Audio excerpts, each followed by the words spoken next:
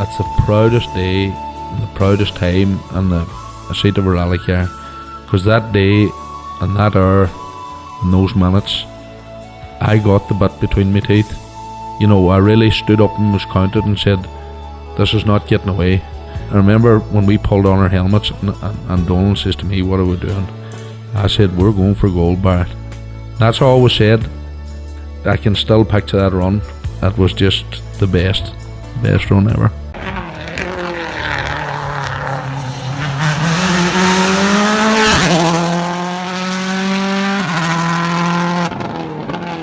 Welcome along to Krunching Gears, the Rally Podcast, episode 37. Connor. I've done such a great job of getting that bit right. Okay. Sure. Welcome along to Krunching Gears, the Rally Podcast, episode 37. Connor Edwards, you're as welcome as always. Thanks, Kevin. Again, one of my favourite times of the week. Get to nerd out. This year we're still sort of on WRC Catalonian mode. We look back at it. We catch up with our latest WRC champion, James Fulton, and Josh McErlean joins him. We also catch up then with Will Creighton. This is going to be interesting. Will was very keen to do a video diary over the weekend. I think it's a really nice the way he was able to concisely, catch the mood on the day, and then he also speak to us as well. Ronan Comerford then does a wee vlog of his experiences of WRC Catalonia, and from he was over there with part of the MI Academy, so that's interesting, very interesting as well. Then we go stateside. We catch up with Keaton Williams. He's recently been crowned ARA co-driver champion, so that's a huge step for him as well too. Great to see. And then finally, then we'll catch up with Matt Cotton then from the BRC and give us kind of a lowdown how the championship finished out, and then looking forward to next year. So jam-packed show, Connor. But I suppose we'll start off with Catalonia. Or should I say hola to you at this stage? Buenos dias. Kevin, still recovering, knackered. Great event. And it's funny watching the blow up this week around the fact that the event is not on the calendar, although the calendar is not finalized, so things could change, but that the event has been dropped for next year. And seems to be two camps. It seems to be the WRC Plus viewers versus Rally 1 crews, with the fact that, probably from a spectator point of view, watching it on TV, it's not a very dramatic rally. Mm-hmm. It's the closest they get to being on a racing circuit. From a spectator's point of view, fabulous atmosphere. It's a fantastic, it's bringing, what do you call it? I'm going to name drop here. When I was in the service park, I was talking to Bobby Willis, and one of the comments Bobby made was, how do we bring rallying to the masses, to the uninitiated? There's no point in preaching to the converted. And to me, WRC Catalonia is one of those events that does bring it to the masses. It's, in a seaside resort town. It's full of accommodation. It's full of restaurants. The stages are always, you don't have too far to travel to get to them. There's a street stage in the middle of this place. Hundreds, if not thousands of tourists get exposed to rallying. It's a shame it's not in the calendar. And I've been to service parks in Finland and service parks in Germany. They don't have the same buzz, the same crack, the same atmosphere as Rally Spain. So I personally, I think it's a huge loss if it gets dropped more than a year. Yeah. And they could that drop off in WRC Plus viewers be? There's so many, Irish flags over on the stage, and not just Ireland, but right across. Like OJ was saying, the amount of French flags that was out, and the cheap flights to get to Spain. It makes it so much more accessible for tourists as well. Absolutely. There's a humongous mix of nationalities on the stages in Salou, around Salou for the event. And it's one of those things where you might have somebody who's a real strong, rally head. Their family mightn't be, but they can all travel together. The family make the most of the tourist attractions, whilst the rally head goes off and enjoys the stages. So it's a fabulous place for that. One thing I probably noticed though was a lack of Estonian flags this year. There was a handful. Normally, you see Estonian flags everywhere.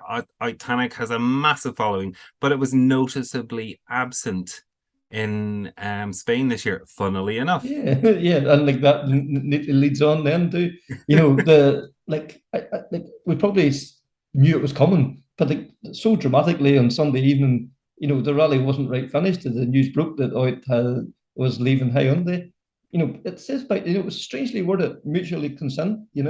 Like, so is it? Was there another year left in the contract? It kind of looks that way. It's not that the contract wasn't being renewed, or it seemed to sort of steer towards it. There was still a contract in place for next year, but it wasn't being taken up. Yeah, from everything I've heard and seen over the weekend, there was Tanak was halfway through a 2-year contract, and he does seem to be the person that's making the break in the contract here. I'm not entirely surprised that it happens in Spain, because if we go back a couple of years, that's the place where Tanak announced he was leaving Toyota. And he did it in Spain, and towards just before the championship wrapped up. So I'm not entirely surprised that with the likes of with one event to go in Japan, that he made the announcement now, I suppose, to give the team a bit of time to find a replacement. For sure. And like, we shouldn't let this overshadow like the master making a return. OJ, like, phenomenal. Like on Friday, he was probably disadvantaged by where he was running on the road. It was a bit dirty, a bit mucky, but he was thereabouts. Never the cards fell his way on the Saturday and then into Sunday. He made the road position count, and by Saturday afternoon, it was his rally to lose, really, wasn't it? Absolutely, it was classic OJ. It was the OJ that we know as the world champion. And when you look back at some of the previous events he's had this year and last year as a part-time driver, it's looked sometimes like maybe has the edge gone off a bit, or is he as motivated? But I don't think that's the case. I think it's lack of seat time, particularly as is a new, the hybrids are new. They're new to OJ. And the fact that this is a back-to-back rally for him, he's come off the back of New Zealand. He's got the seat time in New Zealand. I think a mixture of he was back on it in New Zealand, but I think held back slightly to make sure that Rovanperä picked up his championship. And I'm excited to see what he's going to do in Japan. Yeah. With another back-to-back rally, having clinched the manufacturers titles in the bag. They have a free run at it now, almost now, and they'll obviously want to put on a show in front of the hierarchy in Toyota as well. And if he was driving at 9/10 in Catalonian, he can go 10/10 because the manufacturer's title, as you say, is secure at this stage. So there is nothing to lose. Yeah, and like Kelly, you couldn't say he had a bad rally. He finished third, but he just seemed to lack that final fraction. Need it sometimes. Maybe he's a champion now, and he just was quite happy to let OJ do his thing. Like, it's hard to imagine Kelly earlier in the year letting Neville through and taking that second place without more of a fight. I think it's just he's a laid back guy. He didn't need to beat Neville. Coming in third was sufficient to make sure the manufacturers, and to be honest, I think the manufacturers was there in the back of his mind that title that he couldn't dare risk. And on one hand, whilst I'm going to flip this slightly, we've been very aware of what a year Hyundai have had, and it's not been a good year at all. But the fact that they've kept Toyota honest right up to the penultimate round of the championship, Toyota didn't walk away with this in the middle of the summer.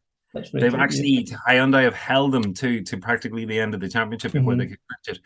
But I would say that was there in Rovanperä's mind. He couldn't risk doing anything stupid either. Yeah, that's a good point, actually. I never thought of it like that. And Neville had a great rally. He always seems to struggle out there in the Friday morning getting, the feeling. But once he gets the feeling, there's not many can touch him. No, he again, on tarmac, he's a very, very quick guy. Again, struggling with a car that isn't 100% right, but probably suits his style of driving better than Tanak's. or Danny Sordo's. Mhm. And I suppose if you compare Sordo to previous years where he stepped in as a part-time driver and had a podium finish in Spain typically, Yeah. whereas this year he was just that bit, farther back off the pace in fifth. Yeah, like it seems to be these new generation cars, they're not as easy just to step in as the previous incarnation. They seem to be that wee bit more time. You need the more seat time with them, I think, and to get the best out of them. And then, Tannock had a Tannock rally. Whenever he's brilliant, he can be outstanding, and whenever he's not feeling it, he can not just cruise around. Like, that's not fair, but it just doesn't seem to be prepared to put the final tenth into it. Yeah, there are times, and certainly if we go back a year, that looks to have been the case in Spain and Monza, where he didn't show. This year he did have issues with a hybrid unit on the Friday, and he had also alternator issues. So the car wasn't, pulling for him the way he needed it. And again, if he knew that he was walking away from this during the event, how hard did he need to try? What did he have to prove to anybody? True. And then, M Sport, what can we say? It hasn't been said before. It's probably a stronger event for them than there has been in the recent events, but they're still just not getting the rub of the green on it. No, it's just not going their way. I don't know whether there's a power underperformance there as well as the other issues. I don't know, have they done all of their development that they could have done? Obviously they've got budgetary constraints this year, which might have impacted that slightly. In theory, this should have been a strong event for them. Brain, Formo, Lube, even Greensmith is this car suits him better than the previous WRC cars. But just its luck is not there with him this year whatsoever. And like we can't let it slip by now. Paul Nagel's final rally too. He got a great send off. Fabulous send off, phenomenal.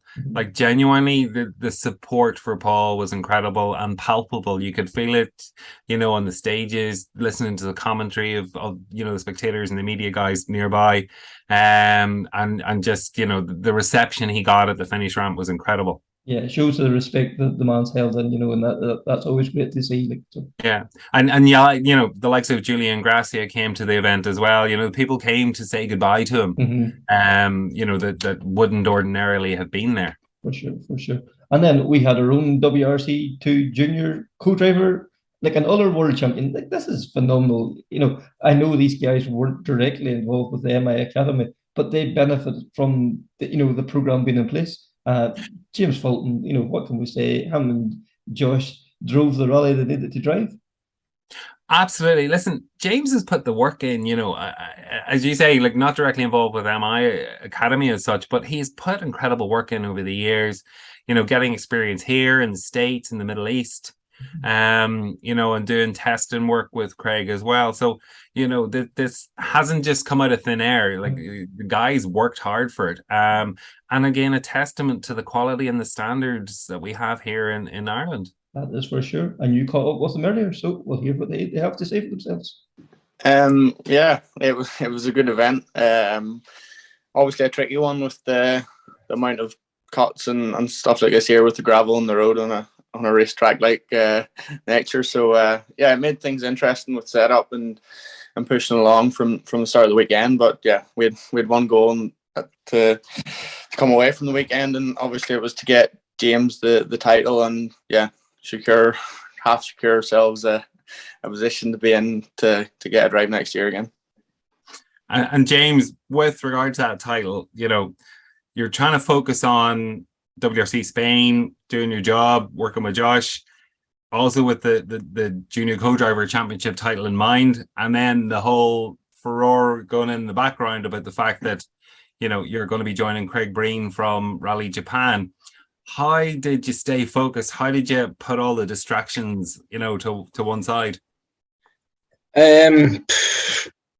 Yeah, I just focused on Spain. I said, I was chatting to Josh just beforehand that it was announced with Craig the week before, so I was happy enough to get that out of the way and fully focus on Spain. Is I had a job to do there, and you can't be distracted. It's there's so much going on in them events. So I just kind of forgot about it, to be honest, and kind of blanked it out as best I could and fully focused on Spain and get through it, because you have a job to do there, and we really need to get to finish for both our sakes. So to be honest, it was fine just to be focused on it, and then I set myself a reset after Spain and take it one event at a time.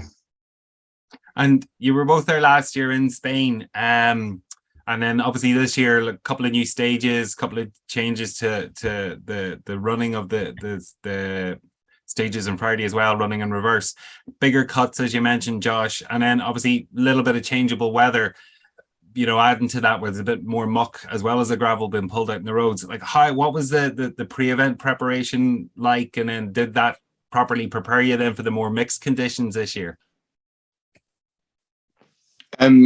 Sorry, you cut out there. Pre-event testing went really well, actually. We had 2 days of it, so we had a good base to start the event with.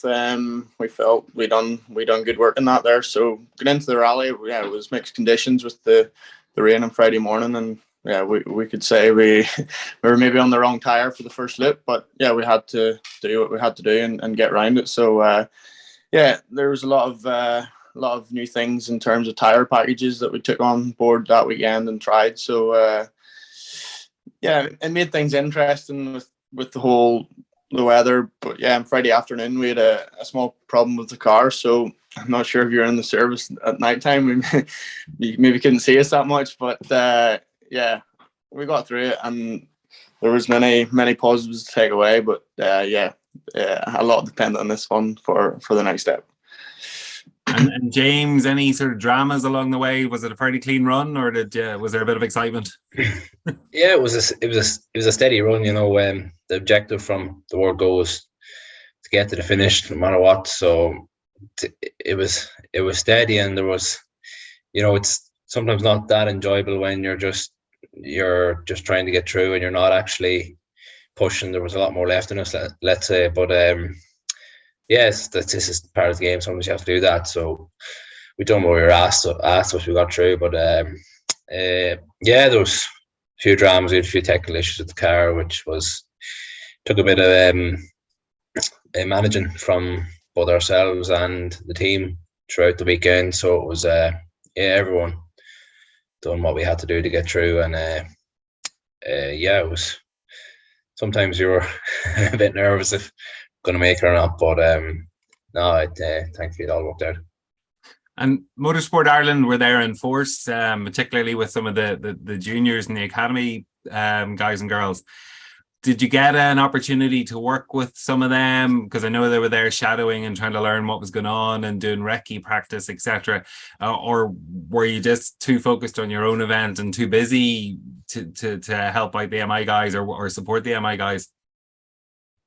I think it was great to see so many of the academy out. To be honest, before the event, I didn't expect to see so many of them, but it was good to have them there shadowing us and seeing what can they do for their own career. But of course, this is what we do during the week as well, to try and help the whole academy and bring it on as a whole. So to have these people here to see what we do at that level, and to let's say see where they can go if they put in the work and the effort. So I think as a whole, the academy and how it was represented in Rally Spain was a huge plus going forward, with obviously John and Sean taking the reins of the whole thing and pushing it on. So I think a lot of federations can see what's going on here and maybe take a leaf out of their book. And James, I don't know if you've seen there's a lot of talk now because WRC Spain's dropped next year from the calendar, and some of the Rally 1 drivers have come out today and yesterday, sort of saying not a good thing from their perspective. It's a good event, and it's a very spectator friendly event. I don't know what your thoughts are on that, whether it's something that it would be better in the calendar than being dropped. I can understand where they're coming from, especially being Irish. It always draws a massive Irish crowd, so it'll be the pity to see it drop, because there's always such good atmosphere around from Irish respect, because there's always so many Irish people out supporting it. So it's really nice to see that, and it's always, it's with the service park so close to the town and everything's walking distance and so much accommodation and everything. It's very spectator friendly, and yeah, even for crews friendly. It's even with the stage on the town stage on Saturday evening as well, it's such massive crowds at it, and yeah, it'd be a pity to see it drop, but yeah, I don't know what's replacing it yet, but yeah, we'll see. Hopefully in the next few years it can make a comeback. And James, Rally Japan's just around the corner. Obviously, you're getting yourself prepped and ready, for that. What's involved in the preparation that you're doing, and when will you be heading out to Japan? I arrive in Nagoya on the Saturday before the recce starts Monday. It's a 3-day recce, so I arrive on Saturday. And yeah, it's to be honest, it's not massively different to the prep that I normally do with Josh. It's the same principles. But yeah, there's different team. Obviously, there's different ways of doing things with them, and they like things differently. So and of course, the Rally 1 car being hybrid, and that it's a bit more work to do with it and a bit more understanding of it. But yeah, there's a lot of people there in M Sport and in Craig's team that are helping already with me, and they're to be fair, they've been very helpful on any questions I've asked for that. So it's all starting to fall into place, and I'm really looking forward to it and can't wait to get going now. And Paul Nagel will be out there to support you. So what would his role be in helping you to adjust into a semi-works team? Yeah, it's Paul. Yeah, I've been talking to Paul every day. I have many questions for him, and he's been quite patient with me. So yeah, no, he'll be arriving. I think on the Monday or Tuesday, and he'll be just there, help guide me in any questions I have and what way the team run things, and just be there as a helping hand, I guess. And if there is any issues, he'll be always there to help me or point me in the right direction, give me the advice like he has been doing for a long time now. So yeah, it'll definitely be a nice comfort to have him there. And Josh, that means you're now searching for a co-driver. You've helped Keaton Williams, Aaron Johnson, and now James up into the top tier of WRC. Who's next? We're not so sure yet. Obviously, there's good options at home as well with the Mountain Irish people calling notes. So yeah, it's great to see. It's great to see these lads get to the pinnacle of the sport. Let's say I played my small part in it, but yeah, they put in the work to get. So yeah, it's something that I can be proud of as well to help them there. And yeah, I think James will do a great job at the top. And yeah, we'll be watching on WRC Plus in Japan, see how it goes, and I hope all goes well. And Josh, is it too early yet to think about or talk about next year? Do you have plans yet, or is it, or there's many balls up in the air, or? Yeah, obviously there's many balls up in the air at the moment. We're only a couple of days away from the end of the last rally of the season, so yeah, as we said before, getting to the finish of this event was a big thing to get next year rolling again. So. Yeah, it's thanks to the MI Rally Academy. Obviously, PCRS has put a team out in the World Championship to fight anyone in the World Championship. So it's a credit to John Coyne to put this all together, to get a team there, to get a crew there, to promote a crew to a Rally 1 seat. So I think he deserves a lot of kudos for this, because there hasn't been any sport like this in the past forever, let's say. So yeah, and obviously there's a lot of other people involved too, with Sean McHugh and then the partners that come along with that, Enda McCormick, etc. So it's been a big team effort to get us to the World Championship this year, and ultimately that's where we want to be next year. So yeah, it's going to be a busy winter trying to get things lined up, but yeah, we've done what we've asked for in this last rally, and let's see going forward. So interesting times ahead for James, starting next month in Japan, but also interesting times for Josh as he puts that recruitment process underway to find out who's going to be sitting with him next. Absolutely. And you know, like the amount of other Irish interest to put out in the event too. Great to see. You know, Aaron Johnson. You know, himself and Taka take another good strong. Like I think that's them more or less secure in fifth now in the championship. Great to see. You know, Craig, as we mentioned earlier. Then in the ERC part of the rally, you know, I think we should give a special shout out to them. It's the first foreign event was Ryan Caldwell and Grace O'Brien. And they took a strong finish, 14th overall and sixth in class in the ERC. You know, brilliant. You know, absolutely brilliant. And then we also had Philip Allen out there in one of the PCRS Hyundais too. We know how spectacular Philip can be. You know, I know he had a couple of offs, but like the times were good in fairness. And Alan Harriman was out. Was a late call up. Connor he got, I think. It was indeed, yeah, a very late call up indeed. He's sitting with New Zealand guy Luke Kinnear, and what do you call it? Luke is actually the boss of Safety Culture, which is one of the M Sport sponsors. But what do you call it? Luke was basically unused to the R5, so he was bedding in, and you know, no better man than Alan to, you know, help him there with that. And they had an off on the Friday. On one of the, I think it was the last stage of the day or the second last stage of the day, but they actually had to call a fire crew because the car had gone off the road, was down a hill, and they felt if they were to exit the car would continue to roll further. So they were actually keeping the car kind of balanced, but the only way to get out was they had to call a fire crew to come and help them. So initially it was reported that the car was on fire, which it wasn't. But they were able to get out, get the car rescued, and return under Super Rally. And then you know that stalwart of the WRC, Eamon Bolden and MJ Morrissey, you know, they go around, do their rallying. Like he must do what 3 or 4, maybe even 5 WRC events every year, and below the radar, just goes and enjoys his rallying. Like you have to tip your hat to the guy, you know, that's brilliant. And I think they have an entry in for Rally Japan, 2 of them, right, as well, you know. So they do. They have a car en route to Japan. So they're what they had in Spain wasn't their regular Fiesta either. And then what do you call it? MJ was up for potentially taking the WRC Masters co-driver award, but got pipped. Just at the post on the Sunday.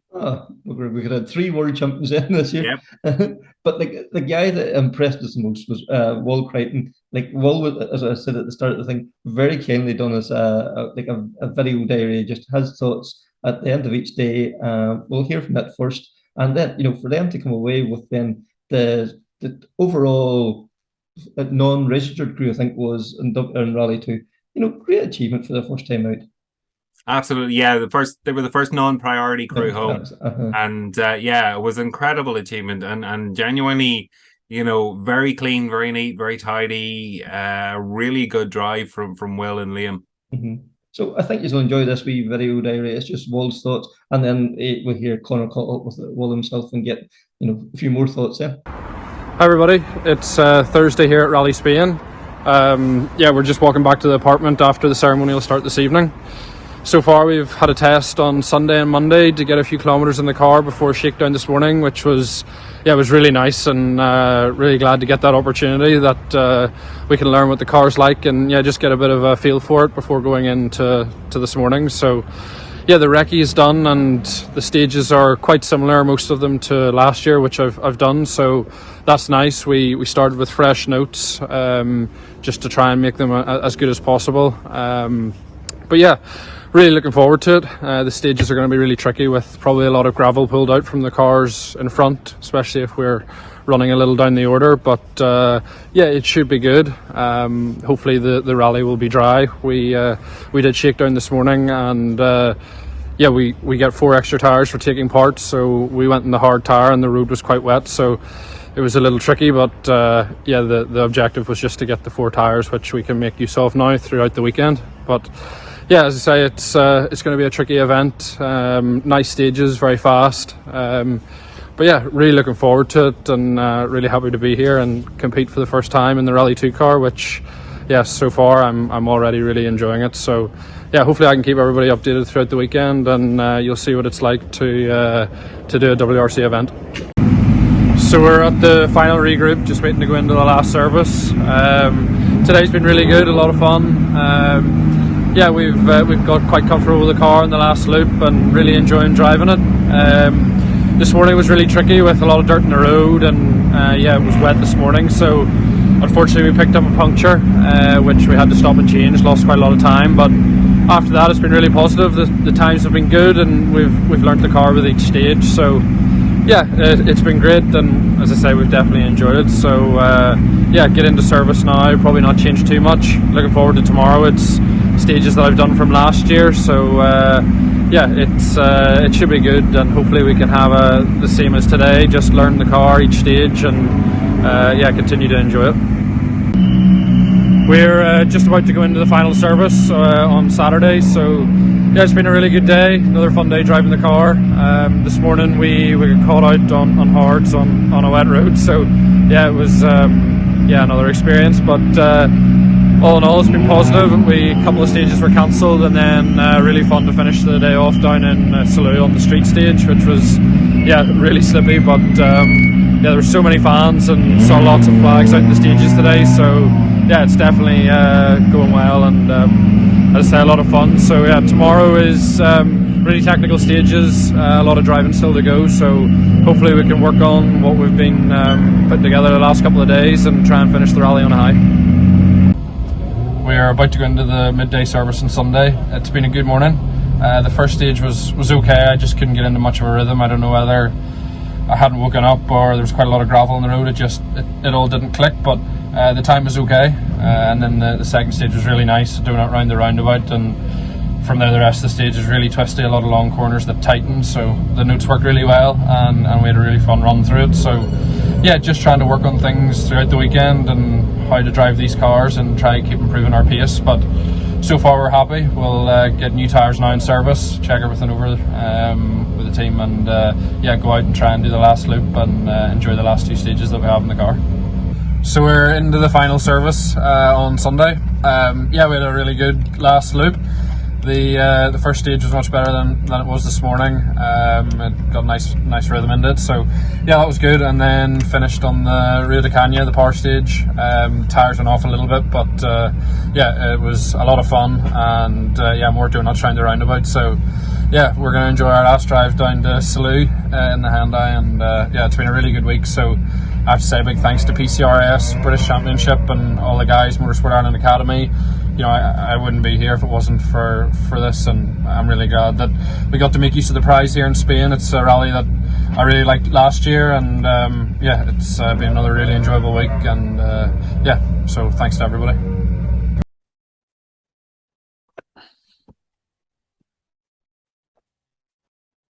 So William, you're just back from Rally Spain. How did it go for you? Yeah, it was a really good week. As I've said, you know, since the event, it's probably been one of the most enjoyable rallies that I've done. You know, it was a prize drive. Of course, thank you to everyone who made it happen. British Championship, Hyundai Motorsport, Reese Insurance, Pirelli UK with tyres and things like that. So yeah, there was a lot of people who were behind us to make that all possible. But yeah, probably one of the most enjoyable rallies. No pressure, just go and enjoy it. And yeah, it was a fairly smooth event for us, and not too many issues. Well, really no issues at all, apart from a puncture at the start of the rally. So yeah, it was a good week. And just for anybody who's unfamiliar, how did the prize drive come about? So in 2021, we won the Junior British Championship, and for winning that, it was a prize drive in the Hyundai for a round of the WRC. So yeah, whenever we took out the rallies that obviously we couldn't do with long haul events and things like that, and then the rallies that we were doing as part of the JWRC, it didn't really leave that many, and Spain was one of them. And I had done that last year as part of the juniors and tarmac. It sort of seemed like a good option. So yeah, I don't think Spain is now in the calendar for the WRC next year, so it was nice to do that one final time. And the stages are so nice. You know, they get a little bit dirty with the cuts and things like that, but they're a lot of fun to drive, high speed. And we're used to seeing you in a Rally 3. So what was it like going to Rally 2? Did you have a lot to get your head around? Was there a big learning curve or a steep learning curve? There's definitely, coming from the Rally 3, you know, a year and four-wheel drive, there's no doubt that that made it a lot easier than if I was jumping from the Rally 4 car, you know, a front-wheel drive car into a four-wheel drive Rally 2 car. That's definitely a big step. So it's nice to see, you know, that Rally 3 category, the feeder series, is working well, and it, you know, definitely helps making that transition.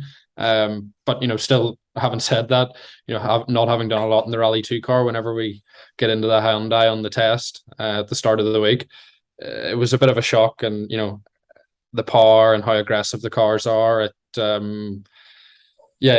was a bit of a shock. And, you know, it takes a bit of getting used to, but it's funny, you know, after the event, what seemed quite crazy at the start seems really normal come Sunday. So I think we got to grips with it quite well. And, you know, we had a test on Sunday and Monday, which was really good. You know, it means that we weren't going into the event, you know, cold, and we felt comfortable with the car, which I think, you know, was a reason why we were able to sort of start at quite a good pace and, you know, build from there. And was there anything in particular you had to adjust about your style of driving to suit the car? Yeah, we did a lot of work, you know, through the event and during the test with, you know, Philip at PCRS and Carlos, the engineer. And I think one of the main things was, you know, just my inputs into the steering wheel. I think coming from the Rally 3 into the Rally 2, the Rally 2 car is quite sensitive and very accurate, especially on high speed. So I was sort of taking 2 bites at the steering wheel for some of the high speed corners, which would upset the car. So I think that was one of the main things that we highlighted and tried to work on through the event. But yeah, it was probably the first time that I've worked so closely with, you know, an engineer throughout the event and during the test. So that was nice, and it's definitely highlighted areas that I can go and work on now, which is positive, you know, where I can try and find a bit more pace. And you mentioned Philip Case, who's been preparing the Hyundai Rally 2 cars, and your stablemate was Josh McErlean. So was there an opportunity? Obviously, Josh has been competing for a while in the Rally 2 Hyundai. Did you get a chance to collaborate and work closely with Josh? Like, was he able to help you with setup and settings for the car? Yeah, Josh and, you know, James and the whole team, they were all really helpful. They were just trying to make the weekend, I suppose, as easy for us. They knew that we were coming in quite fresh, and they've done, you know, a few rallies in the car now. So yeah, we were able to, you know, get a bit of a base setup and then work from that to try and make it, you know, a bit more comfortable for me. But yeah, it was all about just trying to help each other. And, you know, Josh was running ahead of me in the road. We were quite far back, so anything that we needed to know about, he was able to, you know, let the team know, and then the team could pass the information on to us. And, you know, vice versa, that if we were going over the stage before he was going over it for his second pass, we could try and, you know, give him a bit of feedback for what the conditions are like. So yeah, it's, you know, there's so much information available now through, you know, WRC Live and things like that. So particularly, you know, you saw on the power stage with the corner that Callie got his puncture on, and you know, Josh and I both got to know about that before we went into the stage. So things like that can just, you know, save you a puncture and save you any issues so close to the end of the rally. And you mentioned earlier you'd competed in Spain last year as part of the JWRC. Couple of new stages, particularly in the Friday, were less technical, more fast and flowing, but bigger cuts. And with that little bit of rain there was on the Friday morning, a bit more pollution, mud and gravel pulled out onto the road. How was that? What was that like to deal with? Yeah, it was nice going back to Spain. We had been there last year, although we crashed in the first stage, so we didn't have any experience of the first stage rallying. But we wrote fresh notes, just with, you know, my driving's changed quite a lot, you know, over the last 12 months. So I've been doing that for most events this year, and they worked really well, which is good. But yeah, we were throwing right in at the deep end on Thursday going into shakedown. It was quite wet, and you're able to get 4 extra tires if you take part in shakedown. So because we thought the rest of the rally was going to be mostly dry, we opted to use 4 hard tires to get those extra ones for the event. So it meant going in on shakedown in 4 hard tires in pretty wet conditions. So yeah, in a way, it actually did help a bit, I think, because obviously the car was moving around a bit and had to learn how to catch it and how it slides and how to be gentle with the power. So it wasn't that nice, but it was also it was pretty cool as well. And you mentioned your pace note making there. With the Rally 2 car, did you find you had to tweak the notes even more, or were they pretty much spot on even with the difference in the cars? what you're used I think, yeah, looking back on it now, there's definitely things that maybe I was too detailed with some stuff in my notes, and that, you know, the Rally 2 car is so impressive that, you know, some corners aren't even a corner. There's so much mechanical grip, and the cars, you know, it's so accurate and sensitive that some short corners are just, you know, flat out, whereas I was maybe braking too much for them and stuff like that. So yeah, I think if I was to go back now looking at the onboards, there's things, you know, that I can change in my pace notes. But yeah, that was definitely a big thing, trying to just get into your head before the recce, you know, what the car's capable of, and you know, what things are flat out and stuff like that. But yeah, all that will just come with time in the car, I think. And in Spain, there was quite a big contingent of Motorsport Ireland, particularly the academy guys and girls were over, and, you know, using the event to do a bit of networking and get to meet various people and players in the. Did you get a chance yourself to do that bit of networking, or were you too busy, you know, concentrating on basically making sure you got to the end in the Hyundai?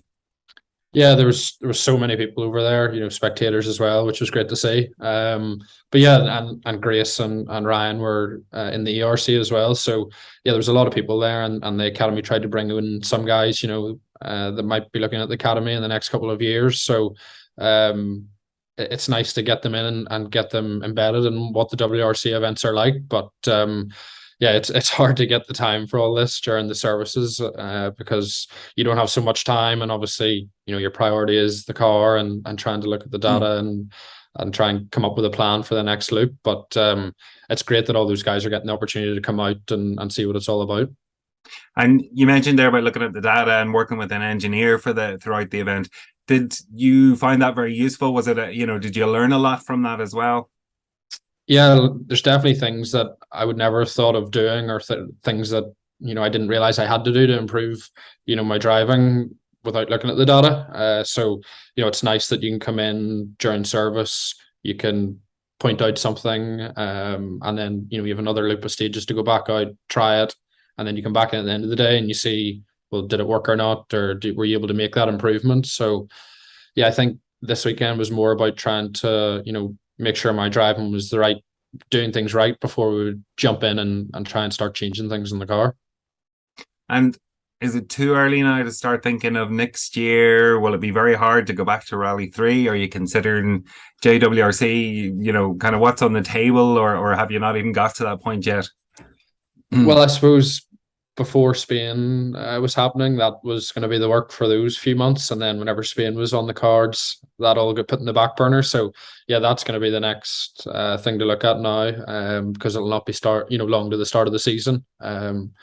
But yeah, after driving the Rally 2 car, to be honest, it's they're so cool, the noise off them, and yeah, it's just they're awesome. But you know, from what I was doing this year in the juniors, to make that step into the Rally 2 program, you know, it's quite big, and I think there's still a lot I can learn, you know, with doing the likes of the juniors. But to be honest, we've got no plans set, but yeah, I'm going to try and put something together and work hard over that in the next couple of months. So as I was chatting there to Will about the MI Academy side, and I'd also in the previous interview with Josh mentioned it too, there was a very strong MI contingent over learning what was going on behind the scenes, doing practice recce's, etc. They'd do the recce with the proper rally crews, and then they'd go and have a look at the stages 2 days later to see how big the cuts were, and, you know, what was sort of pollution being pulled onto the road. And then we had others looking behind the scenes, being on the co-driving side or the driver side. But one of the people that we got to catch up with was Ronan Comerford, who was there to see what went on behind the scenes at a big event like WRC Spain. And Ronan very kindly did a video blog for us. We are here in Salou with Ronan Comerford, and he has had a busy few days here in Salou at the WRC, a member of the Motorsport Ireland Rally Academy. Ronan, tell us all about your experience so far. Well, the experience has been something else, to say the least. I could probably say I've nearly done everything but the rally. I've met quite a lot of people and got to know the ropes. I was here to do a bit of observing. So I've certainly got my eyes opened, and I now know, well, I've got an understanding of a bit of an insight into how the WRC works and what it's like whenever you come to this level. So yeah, very happy with the week. Tell us who you've met so far over here. Yeah, I've met quite a lot of great people. Obviously, if you come to these events, you're meeting the top people. So one person that would stand out would be Andreas Izzotti, who is the director at Hyundai Motorsport Customer Racing. I was invited to a meeting with him on Wednesday evening, and we just got to just have a general chat and a bit of an overview of what I do back home in Ireland with the co-driving and sort of what my future hopes are. So it was nice to hear his view of how I can embark on new opportunities, and you know, there's great support there from a lot of people as well within the teams, and it's nice to be able to get the opportunity to get contact numbers, emails, so whenever I have any questions or I need any help with anything, there's always somebody there to talk to. Not forgetting our own people in the Motorsport Ireland Rally Academy, Sean McHugh and John Coyne, who have been very, very good to me this weekend and getting me different things, and it's very thankful for that. As you're probably aware, there's a lot of support here from the Academy. I think all the members were here doing different and various jobs over the weekend, so it was nice for us all to see just in general a general overview of what goes on behind the scenes in WRC as well. So and not forgetting the WRC All Live team who I met, Bex Williams, who is obviously quite a well-known person on the Irish tarmac scene. So it was nice to be able to chat with her about the media aspect, and I also got to do a lot of media with a good friend. So through all of that and getting behind the scenes access to places that you would never normally get access to, it has been really, really good, and it has led to meeting a lot of people within the teams, team principals, drivers, and different people that just do a lot of work within their teams. So yeah, it's been really, really good, and something that it's a privilege to be able to do. Ronan, tell us the highlight of this event for you. Yeah, there's been quite a few highlights, to say the least. I'd say getting the behind the scenes access with Philip Case and the PCRS team, who run the guys in the academy, and who was here on behalf of Motorsport Ireland as well. So to be able to see how timing operates in a World Series using international timing, something that I have done at home, but it's on a higher level and a higher bit of more detail here, you could say. So learning that was a step in itself. Also the tips that I was getting, I know obviously every sport has their rules and regulations, so I think obeying them and knowing them is a major part of it as well, and looking at bulletins whenever they're published, and keeping a constant eye on the overall run of the event, and also up and behind where nobody really sees in the team trucks, getting to be able to see how they interpret the live timing, how they use graphs to determine how far apart each driver is to a fastest driver. I know, like, we're only allowed to use a certain amount of tyres over here in WRC, and fuel schedules, recce schedules, and a load of different just general bits of information that it would seem maybe stupid to know, but it's the most important thing you need to know, because sometimes knowing a lot of the high stuff, you could say, isn't very beneficial.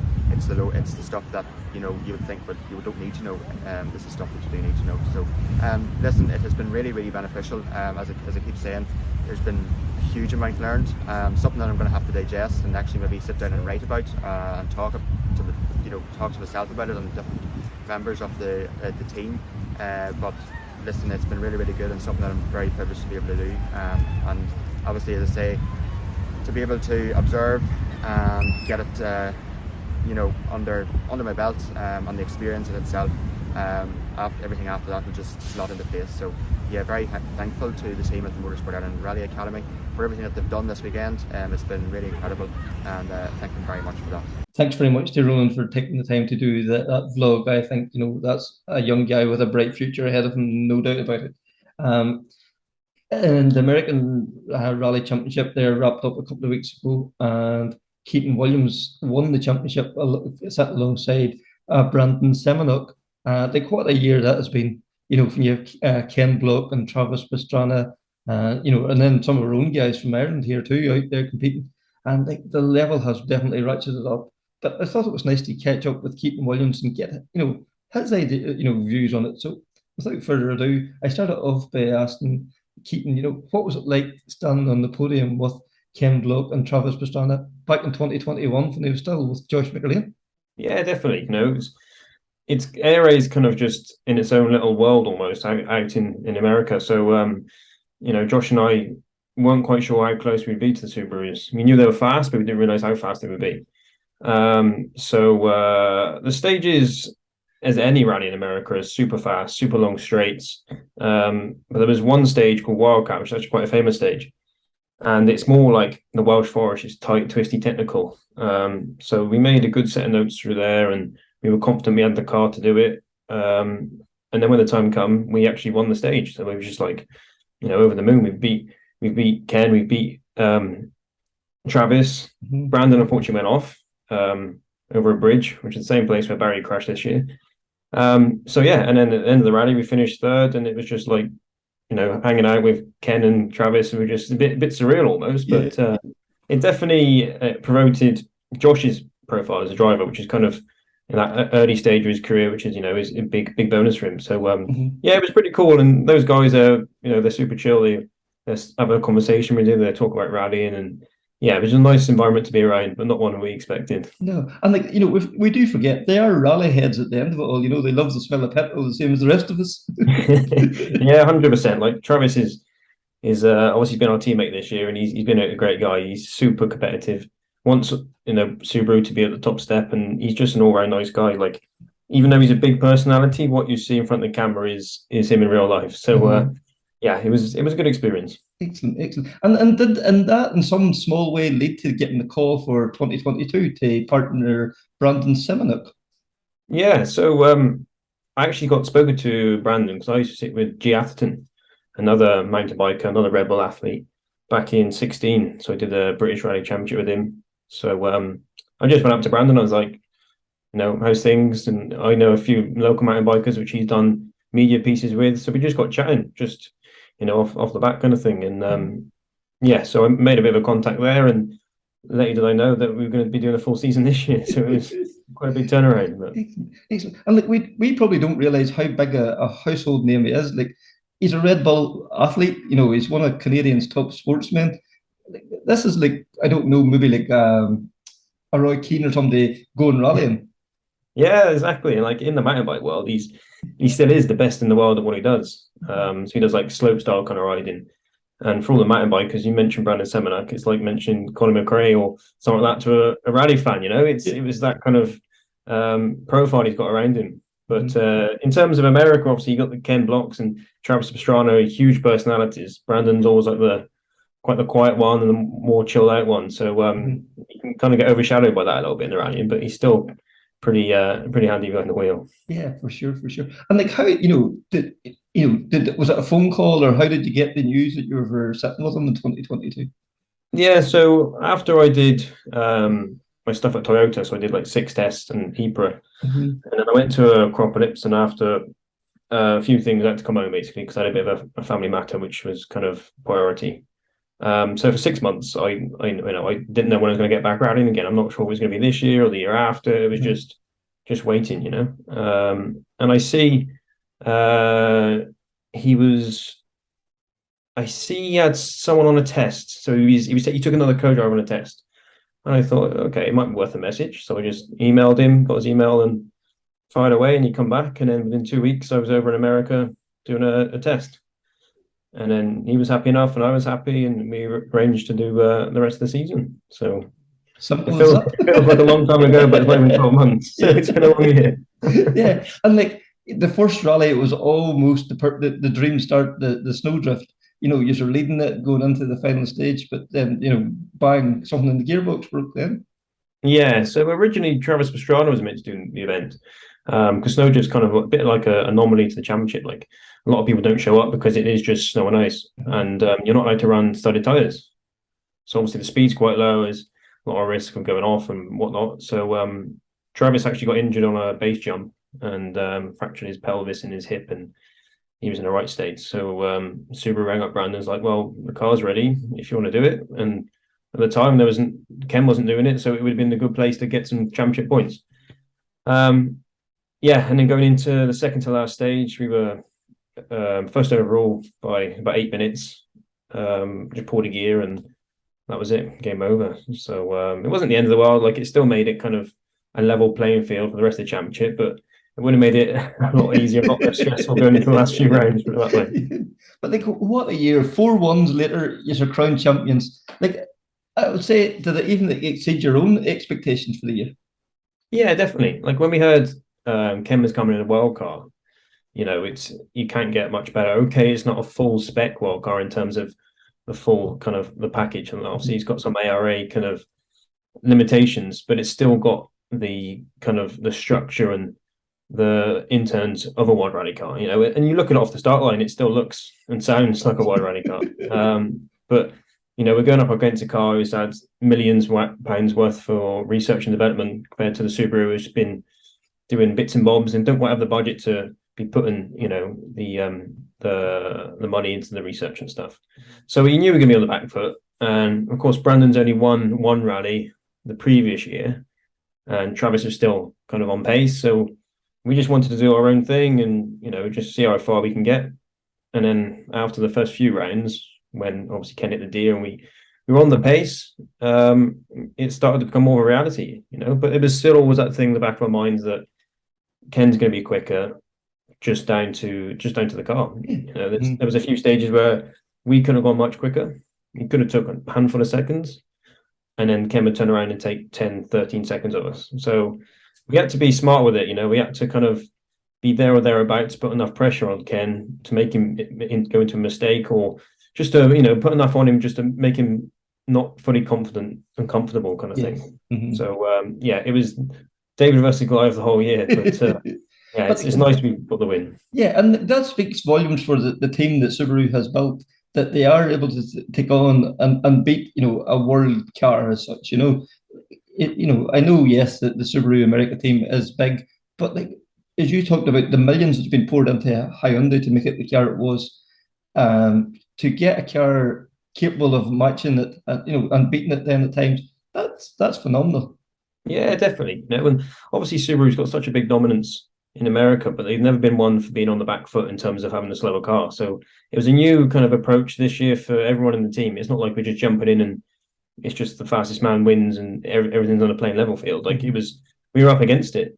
And it wasn't until like the 5th or 6th rally we actually started to make changes to the car, because we kind of figured we can't beat this car on pace. You know, we're going to have to make a change in order for us to put pressure on Ken. So it was a very much different approach to previous years they've had. You know, they've never been up against a current spec world rally car, or last year's spec, I should say. So it was a big challenge for the team, you know, and it's still going into this year where it's the last year of that car, because obviously next year they change into more of like an R5 regulated. So the budget wouldn't have been there as it would have been 4 or 5 years ago. So that was always going to be on the back foot. But hats off to them. They made some changes, and after the 5th rally, the New England, it was on point. You know, the car was flawless. Excellent. And like the American series, I almost think it's almost like a mini WRC, because it's so spread out, and the variation of the events, like, you know, you talked about that first rally was snow, and then, you know, there's some of the events they say they're almost Finland like, and then there's other ones then that's more looser gravel on them. You know, you get such a variation of surfaces. You know, it's gravel mainly, but it's not the same gravel for each event. That's what I suppose what I'm trying to say. Yeah, exactly. And the good thing is in America, you know, the country's so vast, so you can go from one corner to the other, and it could be a totally different kind of climate and even a time zone, you know. So they have got the space to be able to make changes and build a bit more of a characteristic than you know, other places. But of course, every rally there's quite fast because of the nature of the roads, but you do get the odd rally like Southern Ohio, or even, like I said about Olympus, the odd stage and stuff. It is a bit more technical, and it's kind of a good thing they can do that, but still make it a national series, because you can literally just jump in a rally car, being a clubman, and you get all sorts of variations. And it's good for the championship because we don't want to be doing the same stages all the time either.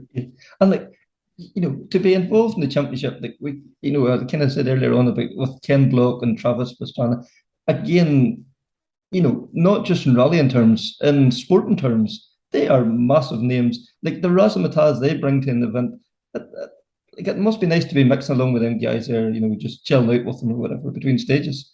Yeah, definitely. Like they are big personalities, and it's kind of like the American way almost compared to us Europeans. Yeah. But what they've done for the sport in terms of getting fans there and getting the hype, I suppose, on the events is brilliant. And for a national championship, that's what you need. You need these big profile characters to come and get the views and get spectators, because that's how the championship builds. And if they can, get a young kid enthusiastic about it who ends up building a rally car and competes, then it's another competitor. So in terms of their kind of profile in rallying, it's good to see, definitely. For sure. And like you talk next year, they're going to kind of go down more the R5 route. That has to be positive. It'll open up the championship to a larger array of cars. Yeah, definitely. I think all the competitors thought, something needs to be changed, because there'd be the Subaru and the Hyundai, and then there'd be, a few minutes to the next car. No disrespect to those boys, but It wasn't so much them, it was more the car they were in. So there was such a big gap created just by the regulations. So in order to, bring it more on an equal level field, and they had to make a change. And thank God they made the change for the good. And next year it's going to be more R5. So like I said, if anyone's out there who can just hop on the plane, and I'm sure there'll be cars over there like Tommy Buckley, and hopefully Barry gets his crew out again just to make more of a platform for it. But you could do with having 9 or 10 drivers who can all win the championship, because just 3 at the top, it gets a bit lonely sometimes. Yeah, but because we see that in Ireland, like, they went down the R5 route back in 2015, 16. But the way that has opened up the championship, so like I have great faith that that's going to happen in America. Like, Subaru are renowned for their world rally cars and, all that. Will they look at this specification of the car and try and build something to it as well, do you think? Yeah, so Subaru are actually building a new rally car. So they've updated the Impreza, so the actual model's changed. The car we've been in has been the Impreza for the last 7 years or so. So Subaru built a new car just to fit the regulations. And I think Ken will be back with a Hyundai. Whether it's the wild car or it's an R5, kind of brought up a little bit. So there's definitely room, for more guys to jump in. And like I said, the Irish Tarmac Championship is probably one of the best out there in terms of competition. Like, you can pull a name out of a hat, out the top 10 cars, nobody's going to win. And that's what ARA wants. That's what it needs, because you need to get those competitors in and create more of a championship, I suppose. But yeah. We'll see. We're always kind of looking for the Irish angle in the podcast here. Yourself and Josh had a great time together, and then yourself and Aaron, there's always that great friendship. Do you still stay in contact with the guys? Oh, of course, yeah. It's those guys be a few of my best mates for many years to come, I'm sure. And I had the phone call the other day off Aaron to say, when you coming over for a beer? So we'll get that organised before Christmas for sure. But and it's great to see him do so well.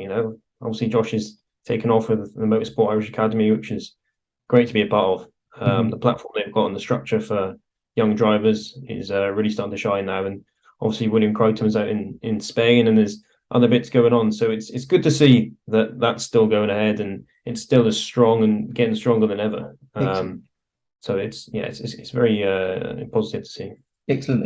And your friendship with Aaron, you shared a car last year. You've done a lanes rally. Would that be something you'd like to look at again? And would you like to drive this time, maybe? I'm not sure, to be honest. After the last attempt where we nearly got us both killed. It was good to go out and just have a bit of fun, just have a bit of downtime, and just both get into a bit of grassroots and in some old Peugeot we bought for literally the night before for like €300. So it was a good laugh. It's good to kind of meet all the competitors and what everyone's up to, and they're still as hungry for it as we are. So it's good to see. Great to catch up with Keaton there, and like I would say there'll be some crack from the three of them, himself, Aaron, and Josh get together and say now the crack will be 90. Without further ado, I think we'll catch up with Matt Cotton, on to talk about the WRC, how it finished up, and then looking forward to next year. But first of all, I started off by asking Matt, was Ocean Price a deserving one? absolutely. I mean, I was going to say nobody more deserving, but I think probably Keith Cronin and his clan is probably sitting there thinking, well, we are. But look, Oshan's been trying so many years, even going back to sort of when I was competing in the BRC in 2008. You know, Oshan's been knocking on the door of wanting to win a British Rally Championship for decades. You know, he's a 3-time runner-up, and he's sitting there thinking, you know, I need this now. This is my time. And you know, go back to November last year. It went down to the penultimate stage. I think it was between him and Matt Edwards, and his rally and his championship pretty much ended on its roof in the final few miles of the season. So I think it was very much a redemption year for Oshan. I think he really had the bit between his teeth. The passion was undoubtedly there.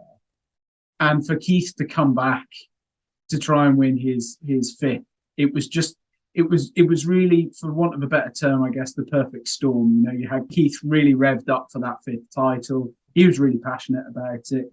You know, Keith had issues of his own at the beginning part of the year that he had to overcome.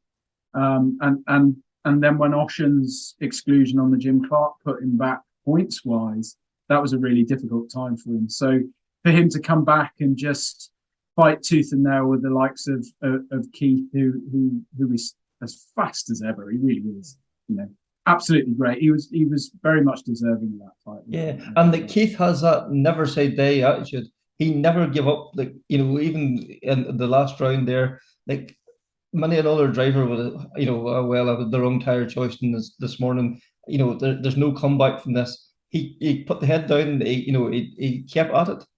Yeah, there's a reason why you're a 4-time BRC champion, and Keith really showed us that all season long. And you know, even when it went down in 17, when it went down to sort of 0.1 of a second on the Isle of Man, it just shows he's just got that ability just to keep pushing on regardless, because he knows as well as anybody, anything can happen. It's a spin, it's a puncture, it's, you know, something can happen in the course of the event that will just turn everything on its head, and he knows that better than anybody. So, you know, two really well-matched drivers, two really well-matched crews as well, and really went so very perfectly together this year.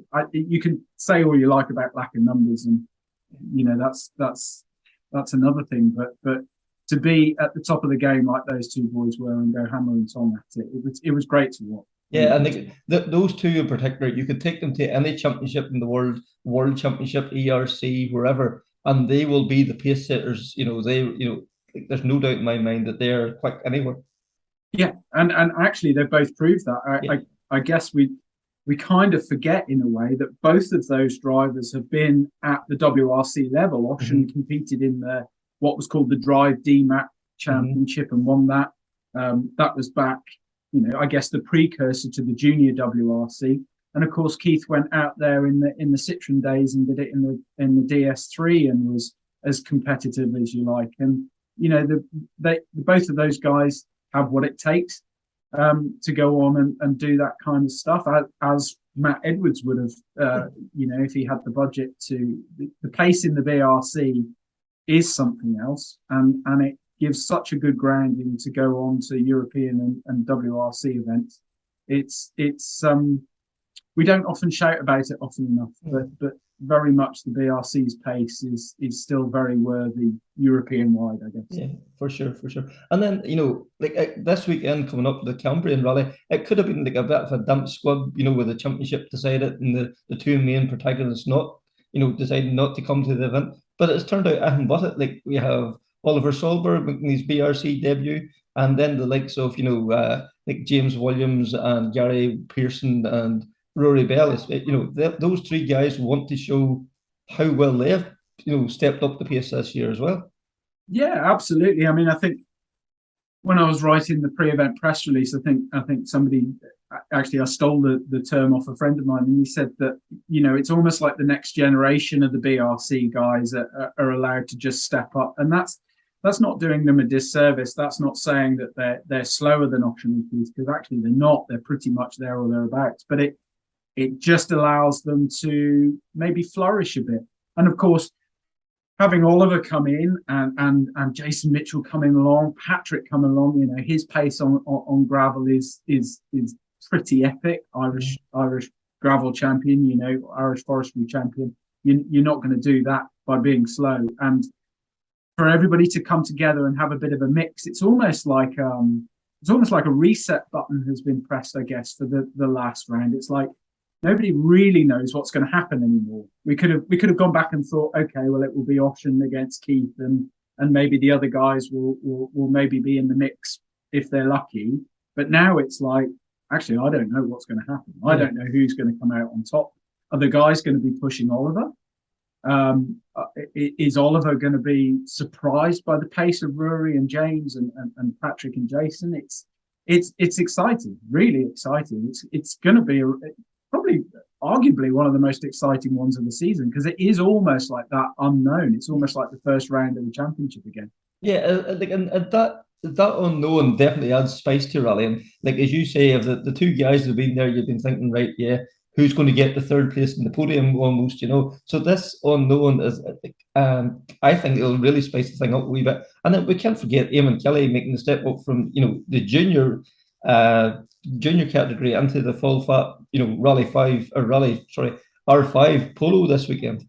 Yeah, what a guy. What a guy. An awful lot of time for Eamon. I mean, just so much maturity on a young shot. I keep, when I chat to Eamon, I'm like, are you 30?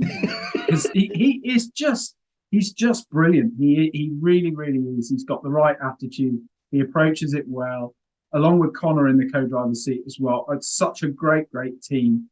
And it's, I don't think I'm saying it too much. It's an honour to sort of see them step up into that R5 machinery. I know he's done it on tarmac. I know that they've been over there and done that on tar before, but to see them sort of just get hold of the polo on gravel will be really, really good. I'm sure they will have a master plan. I'm sure it will be mostly about learning, especially with the stages that they've got there, of course, world-class stages. So it's, you know, there will be plenty for them to think about, I think. But I've got no doubt that they're going to gradually increase that pace over the course of the weekend and want to be, they're going to be comparing times against everybody else. If they say they're not, they're lying. Yeah, for sure. And like, you know, you mentioned Patrick O'Brien there and Jason Mitchell. Those two guys have proved over here in Ireland anyway, at least, that they have no fear of anyone. And I think they'll go on with that attitude to the BRC as well. Really definitely. I mean, and Patrick, Jason especially, I came over and did the Down Rally a few months ago, and he got his first stage win over at the Down Rally on the final stage, I think it was. Mm-hmm. And again, just a really nice attitude to his rallying. You know, he really, really enjoys it. He loves the challenge. He really enjoys the challenge. And I think he's probably going to be heading into this weekend with that same kind of the buzz and the passion and the attitude that he's got. Is he just wants to sit there and compare himself to everybody else and just keep improving. And that's all he wants to do. He just wants to keep improving. And he's just lucky enough to be in a Rally 2 car that is capable of doing that. For sure. Like I spoke to him a couple of weeks ago, and I loved his quote was that when he steps into a rally car, the smell of racing fuel makes him feel 20 years younger, you know. And like as you talked about, he has that drive to want to, you know, better himself. Like that's always fantastic to see. Yeah, definitely. And I'm interested to see how he goes on gravel. I can't remember who was telling me, but somebody said that he actually prefers gravel to tarmac. Yeah. Mm-hmm. So yeah, it'll be interesting. I don't know if he's done the North Wales stages before, but so if not, you know, it's going to be different for him. It's going to be unique. They are a challenge. They're going to be very slippery. I mean, the weather forecast is not great, so they're going to be very, very tricky indeed. And look, if we look back to Matt, the event last year, Matt Edwards, who knows those stages like the back of his hand, he went off there. He had a torrid time. He hit a bank and broke the car. So, you know, they're not easy by any stretch of the imagination. So, it'll be interesting to see how he gets on. Yeah, that's for sure. And then Patrick O'Brien, you know, as you mentioned there, he's the Irish forestry champion. in 2022, and he's a member of the MA Academy. Like, this is another young talent that, you know, I think with a wee bit of luck, well, I think is going to surprise a few of you over there this weekend. Yeah, absolutely. And he's made no secret of wanting to, I don't know, dip his toe in the water, I think. He wants to go and just compare his pace outside of Ireland, see what it's like over this side of the water. You know, not saying the pace isn't quick over there, of course, but just I guess he's just interested to see what it's like. And he sees the value in coming to an event like the Cambrian to do just that and to sample different stages, because they are going to be unique and different to what he's used to. And I think anybody that does want to progress their career in any way does obviously need to spread their wings a bit. And I think probably the timing of the year and just looking towards 2023, it's probably a good event to do. And you know, it's going to be nice for him to always compare his times against Oliver Solberg, isn't it? Anybody's going to be proud to do that. Exactly. And then, you know, we're talking about 2023. The BRC announced their new calendar earlier this week. You know, for a change, leaning a wee bit more towards the Tower this year, 4 Tower events and then 3 gravel events. It's great to see like a mix of new events, some returning events, and then some of the old standards there as well. Yeah, I think, look, Rhys Tarrant, the championship manager, has put a lot of effort into it. I think, you know, it's easy for people to be critical and to say, why haven't we done this and why haven't we done that? And there's many caveats to putting a calendar together. If we could have a 12-round calendar, I'm pretty sure we could find events to fit every single one of those, and there'd be valid reasons to go to every single one of those events. But, you know, it's realistic. It's a 7-round calendar, and being 7 rounds, there's ultimately going to be either a gravel or an asphalt swing. This year, just the way it works, it's an asphalt swing. It's not necessarily the direction that the championship will go. It's just how it's landed this year.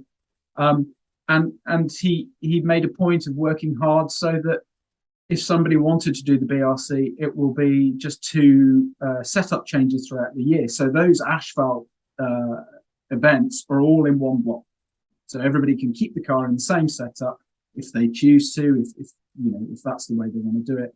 And then the remaining gravel rounds are at the end of the year. And it works really well. It's sad that we're not in the south of the UK.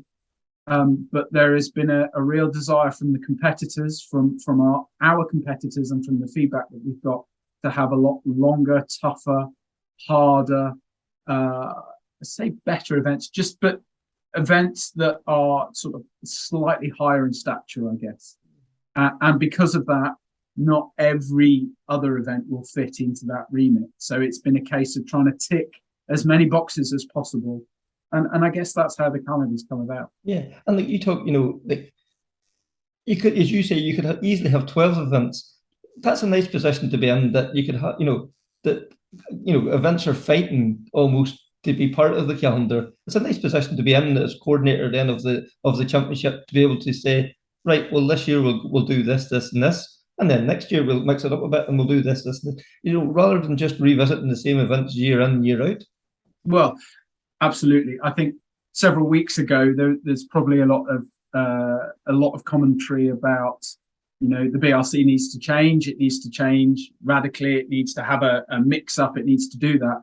And kind of, I think the calendar's done that. I think it's nice that there are events that certainly want us back again, and it's nice that there are events that see the value in maybe adjusting their event to be able to cope with, that's the wrong word, adjusting their events, I guess, to fit in with the ideals of the BRC. And I mean that in as much as stage mileages, the longevity of the stages and things like that, which is sort of worthy of the BRC.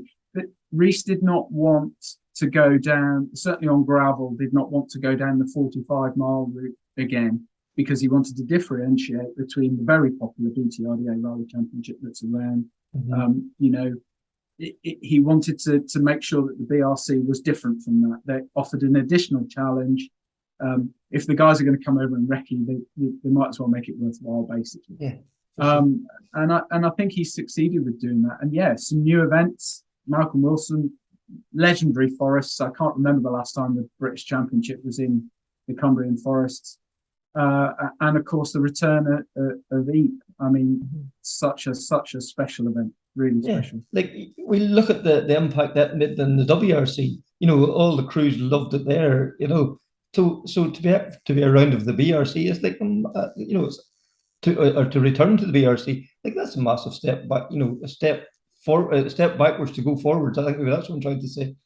Yeah, I mean, look, it's probably one of the most highly regarded events in mainland Europe, I think. And I'll admit, and it's we talk about it quite a bit, but I will admit in 2019, when Ian Campbell, then championship manager, was like, you know, we're going to Eep, I was like, why are we going to Belgium? What, you know, we're a British championship. Why are we going to Belgium? And I think it probably took me about 2 minutes of stepping into Eep town centre before I realised exactly why. And it just offers so very, very much. You know, the mileage of the events, the challenge of the event, the way the whole community embraced the rally. I mean, there's just nothing like it. There really isn't. The rally becomes part of that community for the weekend. It's town centre. It takes over. It's not hid away in an industrial estate in the back or beyond. It's front and centre. Yeah, and everybody wants it. That's the difference. I guess we all know in rallying over here how it can be a challenge sometimes, and we have to almost sell it to the community. I guess we have to, not bribery, but we do have to use quite a bit of leverage to make the community understand the sport and how we go about what we do. Whereas you go to Eep and they all just get it. Everybody gets it, and that resonates in the event as itself. And that's not even talking about the roads that are there, like 130 miles or whatever it's going to be of Belgian roads is enough to challenge, you know, the best drivers in the business. It really, really is. That is for sure. And then you're also making a welcome return to the Ulster Rally as well. And that always brings its unique challenges. You know, they normally start doing the Friday evening. There's like a night stages and the weather conditions at that time of the year. We can have everything from bright sunshine to torrential rain, all inside 2 stages. So it always brings something a wee bit different. Yeah, you know, last year was a perfect example of that. You know, it was a great event, and we missed it. We missed it this year. There was an opinion and a right one, I believe. A personal thought is that, you know, a post-COVID season, we thought that having more events on the mainland was the right thing to do. Calendar-wise, I'm not sure if it fitted. I mean, I don't know how it quite worked, but we missed it. Nevertheless, we missed it. And I am personally very, very pleased that Reece managed to get an event back in Northern Ireland. Again, it's one of those special places, some huge history with the BRC, massive heritage. It's kind of part of us, and it will make a very welcome return. It's a challenge. No matter what the format, actually, it is no matter what the format. As you say, the weather, the type of stages that there are. And of course, we get to have that friendly rivalry between us and the ITRC again, which is just brilliant. You know, it really is great. It's just a bit of laugh, a bit of crack, and it's nice just to see who's going to come out on top, because it's always a good fight. Always a good fight.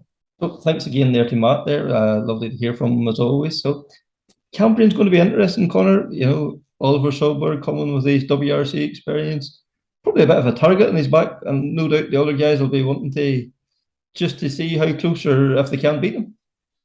Absolutely. You know, it'll be at least it'll be a benchmark for them. And what do you call it? More than likely, it'll be out to try and beat him if they can. It'll be interesting to see what he does. You know, very hard to rule him out.